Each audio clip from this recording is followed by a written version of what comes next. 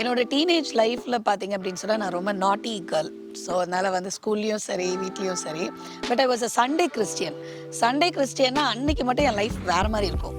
ரொம்ப நல்ல பிள்ளையாக இருப்பேன். நான் காலையில் எழும்பி சர்ச்சுக்கு போகிறது, வசனம் படிக்கிறது, போயிட்டு வந்து மனப்பாட வசனம் படிக்கிறது. மற்ற 6 நாள் வந்து பார்த்திங்கன்னா வேறு மாதிரி லைஃப் ஸ்டைல் இருக்கும், ஜாலியாக என்ஜாய் பண்ணுறது. ஆனால் என் லைஃப்பில் வந்து ஒரு எம்டினஸ் இருந்துகிட்டே இருக்கும். அதாவது எல்லாரையும் சிரிக்க வைப்பேன், என் கூட இருக்கவங்க ஜாலியாக என்ஜாய் பண்ணுவாங்க. ஆனால் நான் தனியாக வந்தேன்னா இல் பி நாட் ஹாப்பி அந்த மாதிரி இருந்துச்சு. அப்போது ஒரு கேம்ப் போகணும், டீன்ஸ் கேம்ப் போகணும்.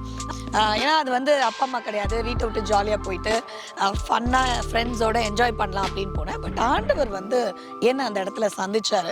அதில் ஒரு சந்தியா டைமில், ஈவினிங் டைமில் அங்கே மெசேஜ் கொடுக்கும்போது ஆண்டவர் என்னோட பேசும்போது ஃபர்ஸ்ட் டைம் அழுதேன். எனக்குள்ள ஒரு மாற்றம் வந்ததா அன்னைக்கு நைட்டு நான் உணர்ந்தேன்.